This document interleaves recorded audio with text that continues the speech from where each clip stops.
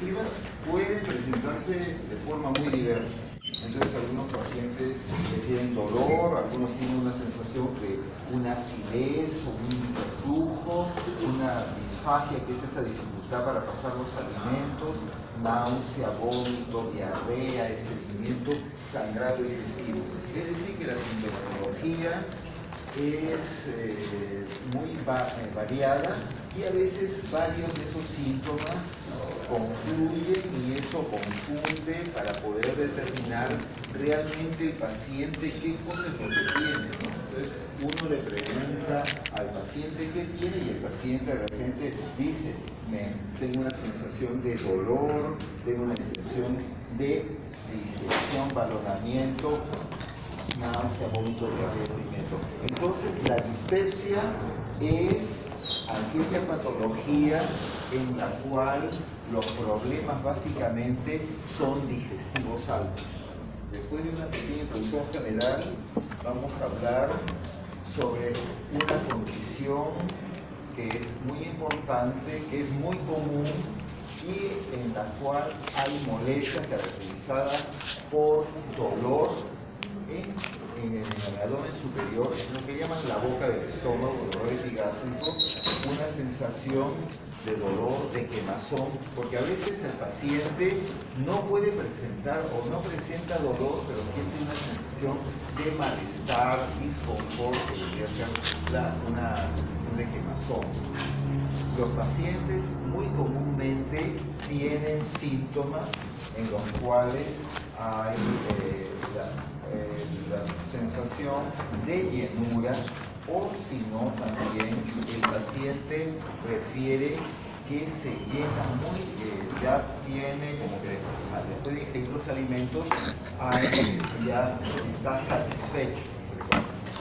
Entonces, estas molestias, la dispepsia básicamente es un malestar o dolor en la boca del estómago, la región epigástrica, acompañada de otros síntomas. Los síntomas más importantes son la sensación de llenura o balonamiento, o la sensación de saciedad temprana y esta quemazón epigástrica. Para que sea un cuadro dispéptico, estas molestias no son que aparecieron ayer ni hace 3 días, sino están ya incomodando por lo menos 3 meses seguidos, mínimo 3 días a la semana, y que las molestias aparecieron al menos 6 meses anteriormente al cuadro.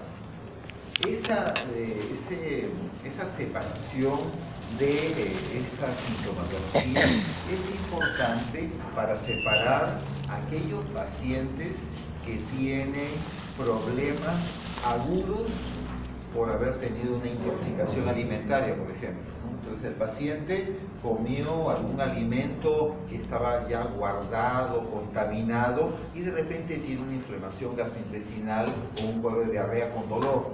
Y entonces, o el paciente tiene un cuadro agudo por una intolerancia a la lactosa. Pero cuando el cuadro es bastante ya persistente, a eso le llamamos dispepsia. Entonces, es la primera parte del diagnóstico que tenemos que diferenciar, que es un cuadro que ya tiene 6 meses de aparición al menos y que los últimos 3 meses está incomodando al menos 3 veces por semana. Todo esto se hace para poder afinar mejor los diagnósticos y para poder diferenciarlo de otros síntomas bastante comunes. La dispepsia puede ser orgánica o funcional. Orgánica o funcional. Y bueno, orgánica significa que los síntomas son producidos por un proceso en el cual un órgano del tubo digestivo generalmente es el que está afectado. Y el problema de dispepsia funcional en el cual no es cuestión de que el órgano esté alterado o deteriorado, pero la función digestiva sí no está funcionando en forma adecuada. La diarrea, vinagreras, vómito, estreñimiento que el paciente pueda tener no forma parte de la dispepsia. Entonces el paciente de repente se le afectó el estómago, pero eso ha sido algo del momento, ¿no? De un día, de 2 días, pero el cuadro de dolor, de pesadez, de balonamiento que dura todo el tiempo, esa es la parte dispéptica. Entonces, es un paciente dispéptico que de repente también sufre de cuadros de diarrea, ¿no? Entonces, eso es importante para hacer el diagnóstico. Dentro de las causas orgánicas de la dispepsia, se produce por causas en las cuales el intestino está afectado y puede ser cuadros de intolerancia alimentaria. De repente el paciente se puede curar porque ya tiene 3, 4, 5 meses y está con estas molestias, y es que de repente le han dicho, toma una dieta de pepinillos que va a ser buena para el cutis, y resulta que los pepinillos le están cayendo mal y está con todas esas molestias, y el paciente ya tiene las molestias, y entonces uno siempre tiene que ver, estas molestias han aparecido desde que has cambiado un poco la dieta, ¿no? Como todo igual que todas las veces. Bueno, sí, estoy ahora comiendo más pepinillo porque me han dicho que es bueno para el cutis. Así, como decir, por comer pepinillos, a veces comienzan unas dietas especiales que son buenas para bajar de peso, que son buenas para que uno vaya al baño más seguido, etc. Pero eso puede a la larga causar dispepsia. Y es bastante común. La úlcera, de repente el paciente puede tener estos síntomas que son muy parecidos a otros pacientes en los cuales no hay ningún problema de fondo, pero sin embargo puede tener una úlcera.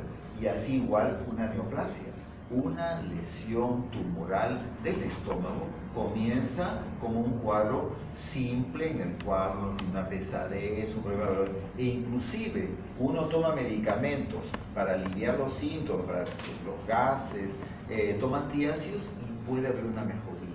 Por eso es que lamentablemente el cáncer gástrico todavía se diagnostica muy tarde, porque el paciente tiene los síntomas y el paciente de repente toma un Alka-Seltzer, toma un Vilanta y se mejora. Claro, eso hasta que llega un momento que ya el tumor creció y ya entonces el paciente bajó de peso, se puso pálido, ha hecho deposiciones negras como la brea, etc. Y entonces ahí ya el caso ya pasó de un cuadro que no se le tomaba importancia a un cuadro de importancia, ¿no? Los parásitos intestinales, problemas de absorción y una serie de patologías que pueden dar el síntoma de dispepsia. Pero no solamente hay problemas digestivos, sino también los pacientes que tienen problemas de la vesícula.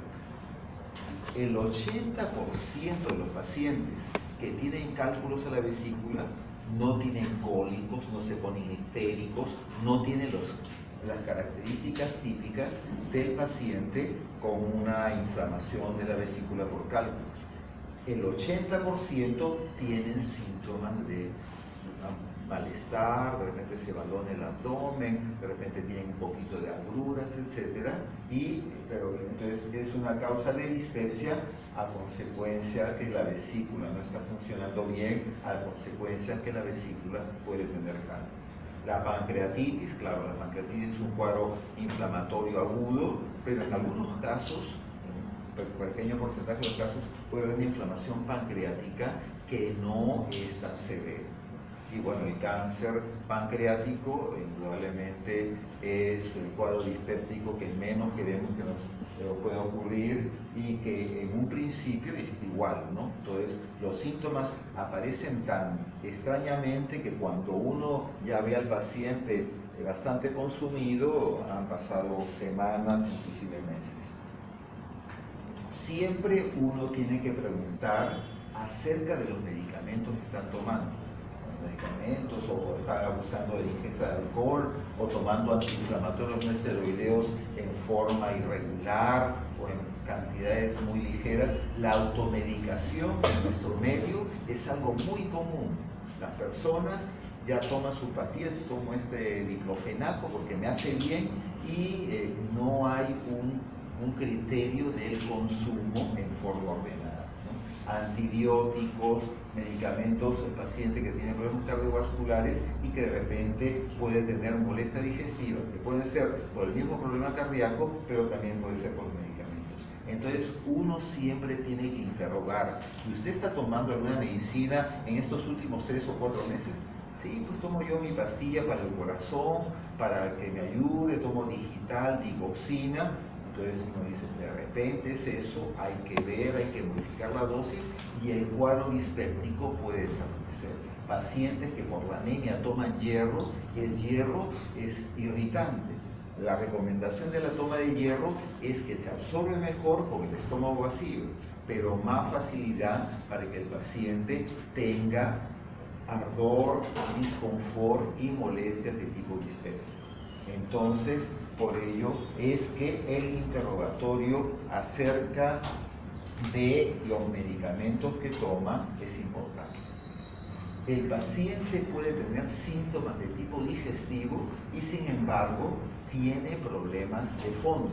Los diabéticos, ¿no? Ahora ustedes ven en el hospital la cantidad de pacientes que tienen problemas diabéticos y la diabetes es una enfermedad sistémica que afecta a muchos órganos y dentro de la afección de la diabetes es bien característico que produce una lentitud, un enlentecimiento del movimiento del tubo digestivo.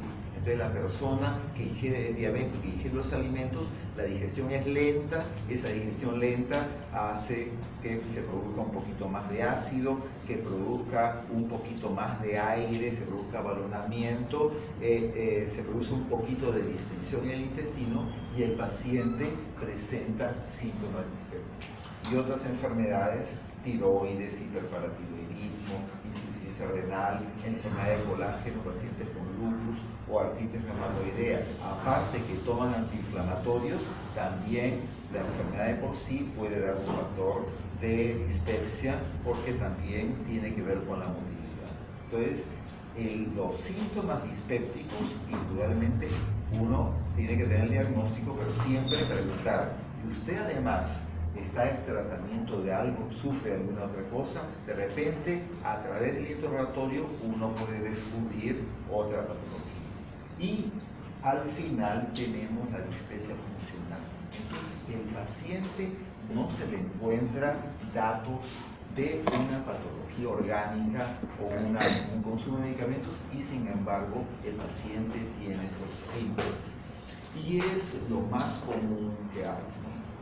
3 de cada 4 pacientes que tienen problemas dispépticos son pacientes en los cuales no hay una patología orgánica de fondo y en el cual el problema es multifactorial. Hay un poquito de varias cosas que hacen que el paciente tenga esta sintomatología. Entonces, en la dispepsia, a todos los pacientes le vamos a hacer endoscopía, ecografía, exámenes. Básicamente tenemos que hacer bastantes exámenes en los pacientes que dan síntomas de alarma. Las personas que ya tienen por encima de 50 años, el riesgo de enfermedades crónicas que puedan ser severas aumenta. Entonces ya es un factor de alarma. Si el paciente está bajando de peso, ¿no? Y está inapetente, baja de peso, no, hay que investigar eso, qué está pasando. El paciente de repente está pálido, le han dicho mi hemoglobina está en 10, entonces hay que ver.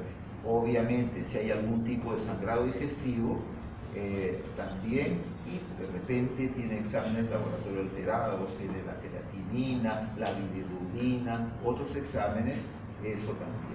Y cuando el paciente tiene una historia familiar de cáncer, especialmente cáncer digestivo u otras enfermedades crónicas, con mayor razón para investigar. Entonces, de los pacientes dispépticos, nosotros vamos a tratar de examinar en más profundidad aquellos que nos dan señales de alarma. Un poquito acá saber, ¿no?, que el problema de la dispepsia funcional es de varios factores, ¿no? Entonces, ¿por qué no funciona bien el tubo digestivo? Hay varias diapositivas, pero vamos a ponerlo esto en una sola. Entonces, la suma de Todos estos factores son los que determinan que el paciente tenga los síntomas de dispepsia. 1, la motilidad. 2, la acomodación gástrica. 3, la presencia de sustancias irritantes, como puede ser el ácido, como puede ser la bilis. 4, la modulación del sistema nervioso. Si la persona es demasiado tensa, demasiado ansiosa, los síntomas van a ser más intensos y van a tender a persistir. Otro también es la hipersensibilidad visceral. Hay personas que tienen un umbral de dolor o de molestias mayor que otros. Hay personas que comen algo, maní, o comen coliflor, o comen manzana, se hincha la barriga y no sienten ninguna molestia. En cambio, hay otras personas que estoy con la barriga hinchada, estoy con dolor, tengo sensación de pesadez, tengo sensación de incomodidad. Ese umbral, esa hipersensibilidad visceral es la que hace que los síntomas sean más intensos en unos y no en otros. Y si es que a eso se añade ansiedad y estrés, entonces el paciente va a tener síntomas mucho más intensos. Entonces aquí un poco de hipersensibilidad visceral, reflujo, el ácido, inflamación, el Helicobacter pylori, las bacterias, ¿no? Virus o sensación de alergia también pueden producir estos síntomas. Tenemos la inflamación gástrica, el Helicobacter pylori, ¿no? Y todos esos síntomas son los que sumados van a dar la sintomatología de la dispepsia.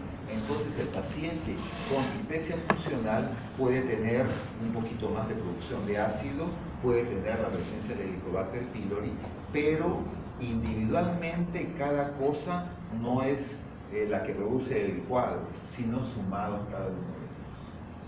Entonces hemos visto el ácido, hemos visto que el ácido, ¿no?, es producido básicamente en la célula parietal oxíntica y que se produce por un estímulo que el organismo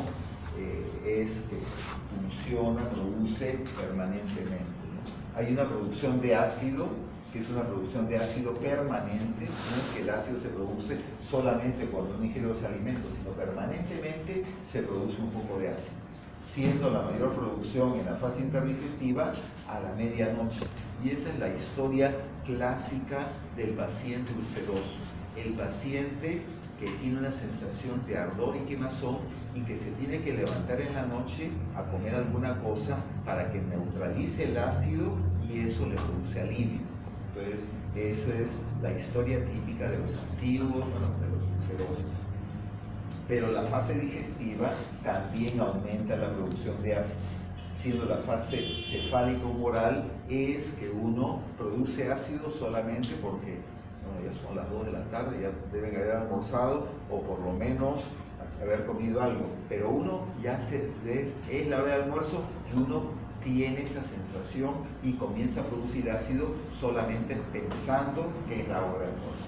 La fase gástrica es cuando uno ingiere el alimento y el alimento llega al estómago y ahí se produce el 55% de la producción de ácido durante la digestión y finalmente un 5% una vez que el alimento ya pasa al tubo digestivo.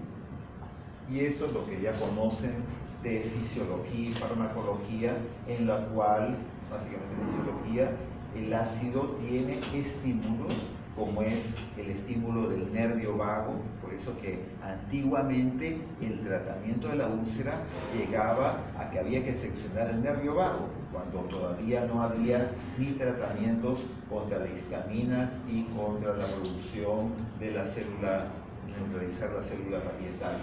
Entonces, acetilcolina, histamina y gastrina son los que estimulan la producción de ácido y somatostatina y prostaglandinas son los que controlan la producción, para que llegado el momento que ya termina la digestión, ya vuelva a la producción de ácido a la normalidad.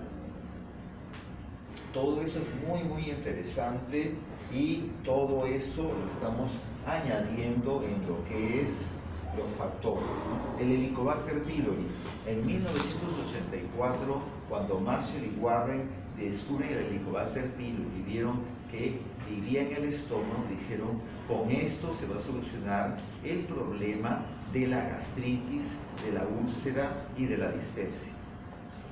Uno de los puntos que ha solucionado es el de la úlcera péptica.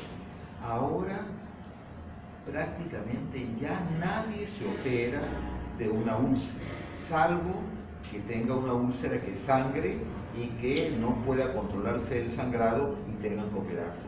Pero el 99% de los pacientes que tienen úlcera no requieren cirugía y el 99% de los pacientes se curan de la úlcera porque se elimina el Helicobacter pylori. El Helicobacter pylori era el factor que perpetuaba la hiperacidez y hacía que las defensas disminuyeran cada cierto tiempo y el paciente recurría y no se curaba la úlcera. Pero eliminando el Helicobacter pylori ya se cura la úlcera. La gastritis o la inflamación del estómago también es un factor. Acá vemos acomodación fúngica disminuida. Eso es lo típico del paciente, por ejemplo, en el diabético. El diabético tiene una acomodación fúngica y un peristaltismo intestinal lento y por eso es que tiene principalmente los síntomas de tipo dispéptico. Distribución anormal de contenido gástrico, una cosa interesante, ¿no? Uno ingiere los alimentos llegan en menos de un minuto al estómago y en el estómago los alimentos se quedan entre 2 y 6 horas. El alimento uno lo ingiere, llega a la parte del antro gástrico, pero después regresa al fondo y comienza a pasar del alimento. Primero pasan los líquidos, que pasan en menos de 30 minutos, los líquidos, y después los sólidos van pasando poco a poco hasta que entre 2 y 5 y 6 horas es evacuado por completo. Pero si es que no hay una distribución adecuada del contenido gástrico, el paciente va a tener síntomas. De repente el alimento llega y se queda en el antro, en la parte baja, y ahí se queda y no se mueve. Entonces eso va a dar síntomas, sensación de abalanamiento y va a dar los síntomas de tipo dispéptico.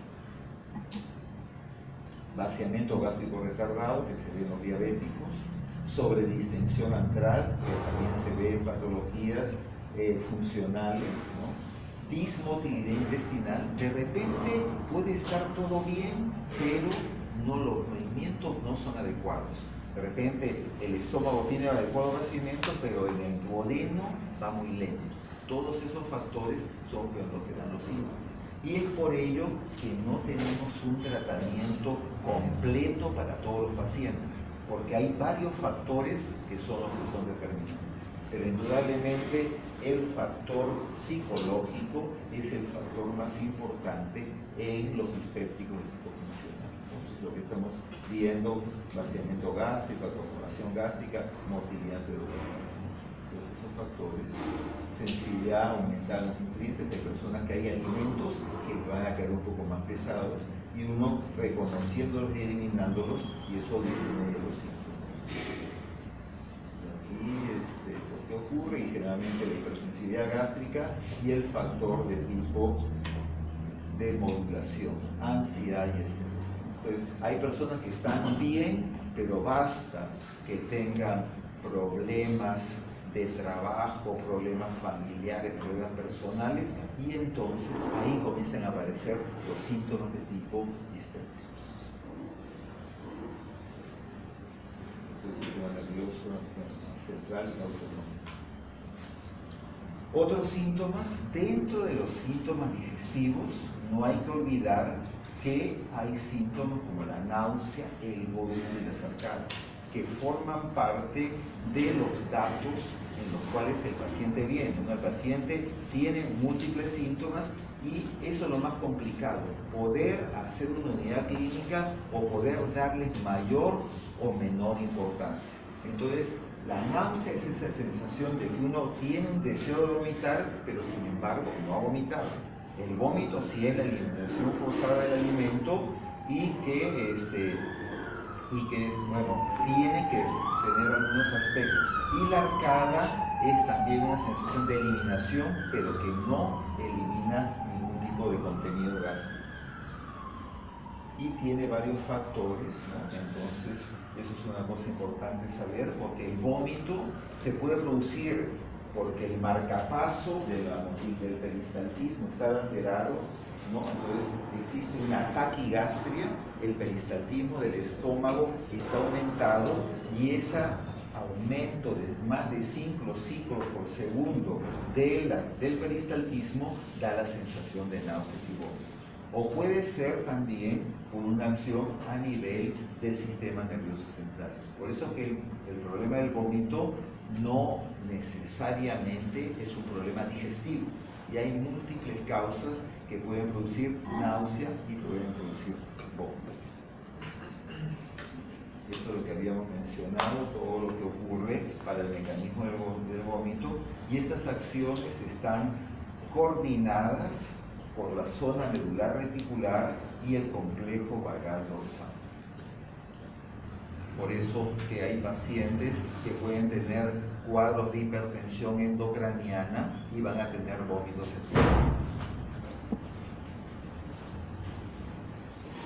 Entonces, saber, ¿no?, los aspectos clínicos de la náusea y el vómito, y saber que puede ser que el paciente vomite y sin embargo no presente náusea, que es poco frecuente, pero cuando ocurre eso puede ser que sea algún problema de una patología puramente esofágica.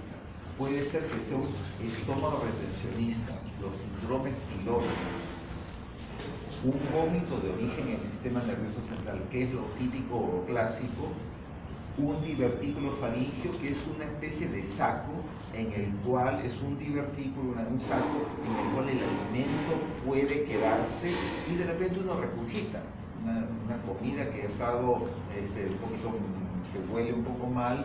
Es poco frecuente esta patología, pero la explicamos acá porque presenta el vómito o regurgitación de este alimento sin tener náuseas.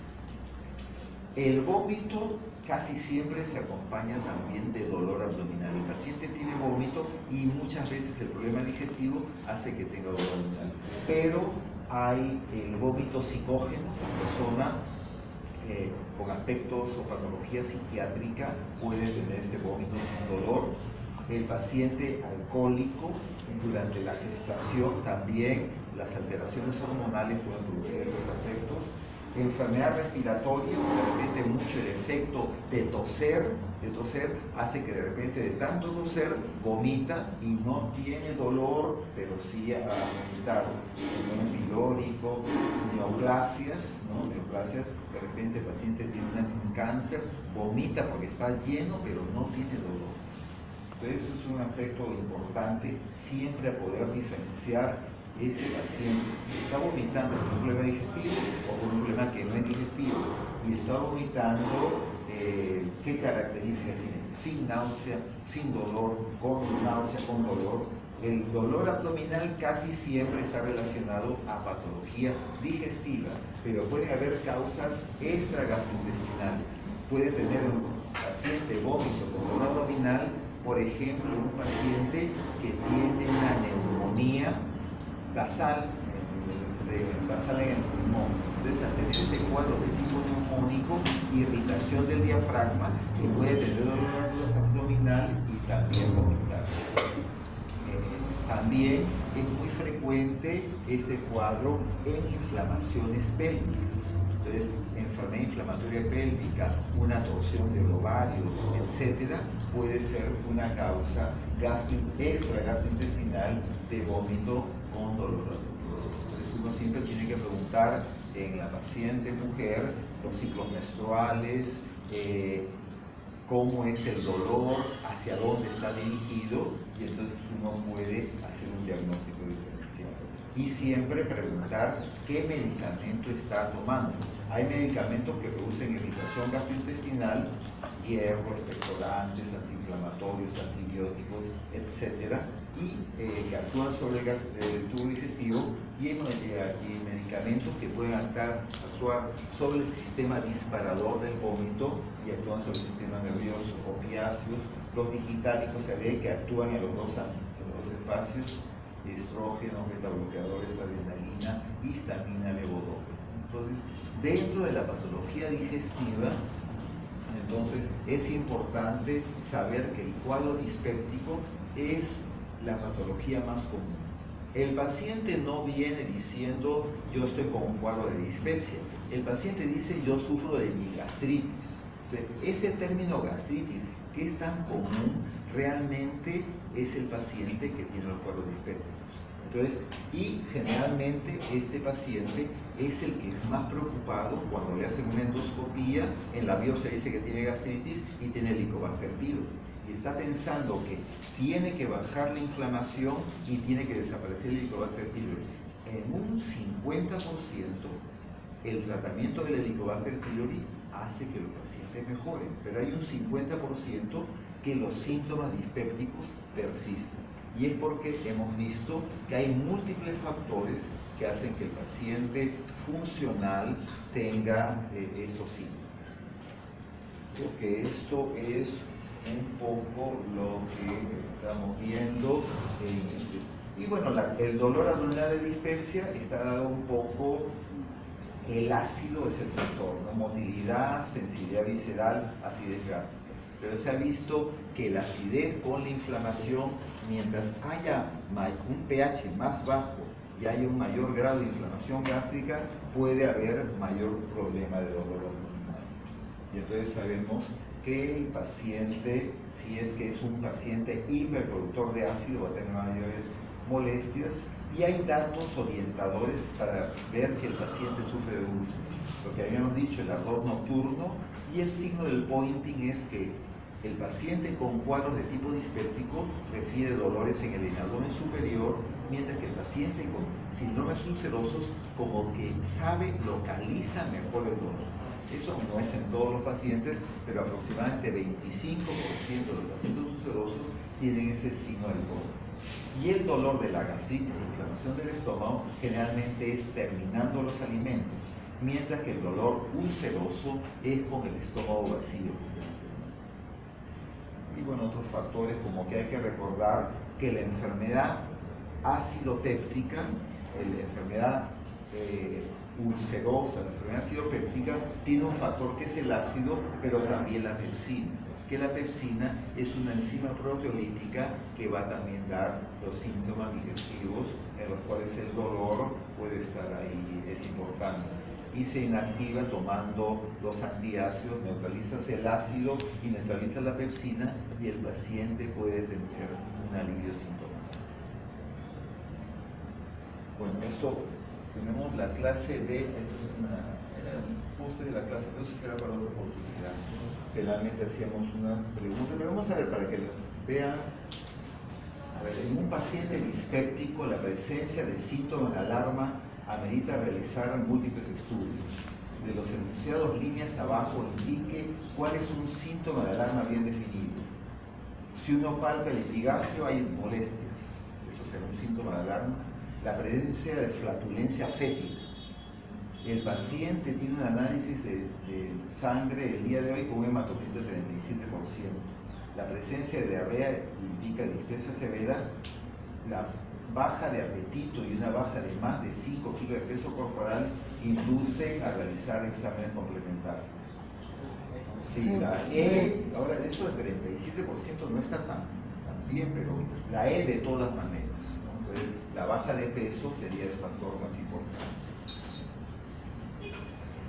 Bueno, acá hay dos preguntas que estamos viendo, pero las preguntas no vienen así, ¿no? Estas preguntas son un poco más complicadas porque hay que escoger varios. Se las dejo ahí para que las puedan revisar. Yo voy retirándome nomás que el día lunes creo que tengo clase, lunes o martes.